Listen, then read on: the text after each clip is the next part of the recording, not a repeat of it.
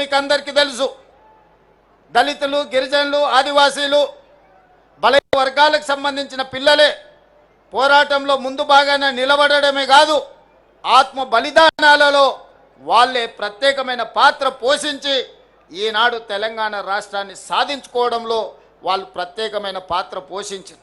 వాళ్ళే కాదు, ఈనాడు గుర్తు చేసుకోవాల్సింది గద్దరన్న తిరగని గల్లీ ఉందా? గద్దరన్న గజ్జె కట్టి గొంగడి భుజాన్ని తెలంగాణ ఉద్యమాన్ని ఉవ్వెత్తున లేపిన విషయం ఈ చరిత్ర, ఈ సమాజం మర్చిపోతుందని ఎవరైనా అనుకుంటే అది వాళ్ళ భ్రమనే. ఇప్పుడు మనం పాడుకున్న జయ జయ హే తెలంగాణ ఈ నినాదం రణ నినాదమై తెలంగాణ మారుమూల పల్లెల్లో మారు మోగి ఈరోజు తెలంగాణ రాష్ట్రాన్ని సాధించుకోవడమే కాదు, రాష్ట్ర గీతంగా అవతరించిన జయ జయ హే తెలంగాణ అందించింది అందశ్రీ మనవాడు కాదా? తెలంగాణ వచ్చిన 10 సంవత్సరాలలో ఈడున్న మిత్రులను, దళిత మేధావులను, ఆదివాసీ మేధావులను, గిరిజన మేధావులను, తెలంగాణ మేధావులను నేను అడుగుతున్నా, తెలంగాణ రాష్ట్రం వచ్చిన మొదటి 10 సంవత్సరాలలో ఉద్యమంలో ముందు భాగాన నిలబడ్డ వాళ్ళ పరిస్థితి ఎలా ఉండే? ఉద్యమాన్ని ప్రజలకు చేరవేసి ప్రపంచానికి ఎలుగెత్తి చాటిన గద్దరన్న అందశ్రీల పరిస్థితి ఏ విధంగా ఉండే? మీరు ఒక్కసారి ఆలోచన చెయ్యండి. వారి ఎన్నికల వాగ్దానం ఉండొచ్చు, వాళ్ళు ఏమేమో చెప్పి ఉండొచ్చు, మంత్రివర్గంలో అయినా దళితులకు, గిరిజనులకు ఇచ్చిన స్థానం ఏందో మీరు ఒక్కసారి ఆలోచన చెయ్యండి అని చెప్పి నేను నా మిత్రులకు సవినయంగా విజ్ఞప్తి చేస్తున్నా. మిత్రులారా, ఆనాడు మంత్రివర్గంలో ఉన్న స్థానం ఎంత, సంఖ్య ఎంత, ఏ జాతికి ఎంత ఉండేనో మీరు లెక్కేసుకోండి. ఈనాడు ఈ దళితులకు, గిరిజనులకు ఈరోజు మంత్రివర్గంలో ఉన్న లెక్కెంతనో మీరే లెక్కించి నాకు చెప్పండి. ఇవాళ అసెంబ్లీ స్పీకర్గా గడ్డం ప్రసాద్ కుమార్ గారు, లేకపోతే మంత్రిగా దామోదర్ రాజనరసింహ గారు, మంత్రులుగా మరో మిత్రుడు అట్లూరు లక్ష్మణ్ గారు, వివేక్ వెంకట్ స్వామి గారు, ఇలా చెప్పుకుంటూ పోతే ఇంతమందిని, 4 మంత్రులను, ఒక స్పీకర్ను, అదేవిధంగా విప్పులుగా వేముల వీరేశాన్ని, లేకపోతే రామచందర్ నాయకును, ఇవాళ మంత్రివర్గంలో మా సీతక్కను, ఇంతమందికి ప్రాతినిధ్యం ఉమ్మడి రాష్ట్రంలోనైనా వచ్చిందా? మీరు ఒక్కసారి ఆలోచన చెయ్యండి.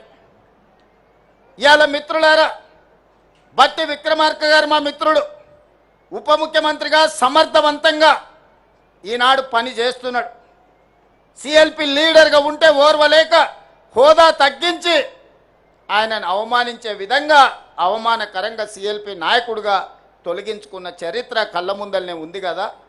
వారు బడ్జెట్ పెడితే ఆ బడ్జెట్ను అవమానించే విధంగా ఇవాళ మాట్లాడుతున్న వాళ్ళని చూస్తున్నాం కదా.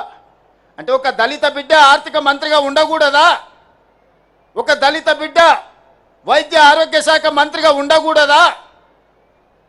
ఒక దళిత బిడ్డ విద్యుత్ శాఖ మంత్రిగా ఉండకూడదా? మీరు ఒకసారి ఆలోచన చేయండి. ఒక దళిత బిడ్డ స్పీకర్గా వేదిక మీద కూర్చోవద్దా? ఆయనను అధ్యక్ష అని పిలవాల్సి వస్తుందని కొంతమంది సభకే రావడం లేదంటే ఈ దళితుల పట్ల వాళ్ళకు ఉన్న గౌరవం ఏ పాటిదో మీరు ఒక్కసారి ఆలోచన చెయ్యండి. అందుకే వాళ్ళని మోసం చేసిన ఏ జాతి అయితే అవమానానికి గురైందో ఆ జాతే సభాధ్యక్షుడు హోదాలో కూర్చుంటే ద్రోహం చేసిన వాడు మాట్లాడాలన్నా అధ్యక్ష నాకు మైక్ ఇవ్వాలి అని అడుక్కునే పరిస్థితి ఈరోజు తెలంగాణ రాష్ట్రంలో ప్రజా ప్రభుత్వం కల్పించిందన్న విషయం ఈరోజు మా మిత్రులకు గుర్తు చేయదలుచుకున్నా. చాలామంది మా పిల్లలు ఉన్నారు ఇక్కడ. ఉస్మానియా యూనివర్సిటీ 110 సంవత్సరాల చరిత్ర ఉన్న ఉస్మానియా యూనివర్సిటీకి ఏ ఒక్క రోజైనా మీ జాతి వాడు 110 ఏళ్ళ వైస్ ఛాన్సలర్ అయ్యిందా? మీరు ఒకసారి చెప్పండి. ఇవాళ ఉస్మానియా యూనివర్సిటీ వైస్ ఛాన్సలర్ ఎవరు? అంబేద్కర్ యూనివర్సిటీ వైస్ ఛాన్సలర్ ఎవరు? ఈరోజు ఎలక్షన్ కమిషన్కు ఎవరున్నారో మీరు ఒక్కసారి ఆలోచన చేయండి. ఈ విధంగా చెప్పుకుంటూ వెళ్తే పబ్లిక్ సర్వీస్ కమిషన్ కావచ్చు, జిల్లాల కలెక్టర్లు కావచ్చు, లేకపోతే ఎడ్యుకేషన్ డిపార్ట్మెంట్ ప్రిన్సిపల్ సెక్రటరీ కావచ్చు, ఇరిగేషన్ డిపార్ట్మెంట్ ప్రిన్సిపల్ సెక్రటరీలు కావచ్చు, ఇట్లా నేను అన్ని చదివి వినిపించగలను. ఇదంతా ఎలా సాధ్యమైందయా అంటే మీరందరు కష్టపడి, మీరందరు కొట్లాడి, మీరందరూ నిలబడి 2023 డిసెంబర్లో ప్రజా ప్రభుత్వాన్ని మీరు తెచ్చుకున్నారు కాబట్టే ఇవన్నీ సాధ్యమైనవి.